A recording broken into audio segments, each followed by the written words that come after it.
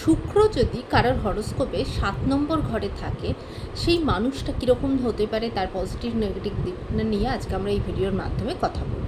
দেখুন, শুক্র কারোর ৭ নম্বর ঘরে থাকলে সেই ধরনের মানুষ কিন্তু অ্যাজ এ পার্সন অত্যন্ত বিউটিফুল পার্সন হবে, বা বলতে পারেন খুব অ্যাট্রাকটিভ মানুষ হবে, নিজের কাজের প্রতি খুব প্যাশনেট হবে এবং মানে ভিড়ের মাঝেও তাকে আপনি লক্ষ্য করতে পারবেন, এতটাই আকর্ষণীয় মানুষ হবে।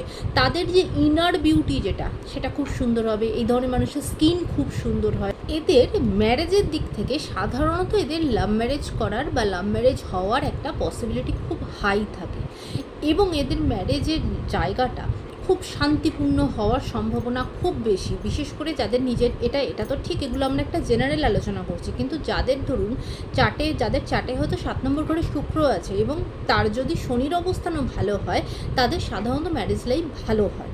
তার সাথে এই ধরনের মানুষ যদি কোনো বিজনেসের সাথে যুক্ত হয়, সেটাও তার জন্য খুব ভালো হবে। বাই প্রফেশন তারা যদি চাকরি না করে বিজনেস করে, সেটাও তার জন্য ভালো হবে। তারা যদি কোনো বিজনেস পার্টনারের সাথে যদি থাকে, তাদের বিজনেস পার্টনারের সাথেও তারা খুব লাভবান হয়।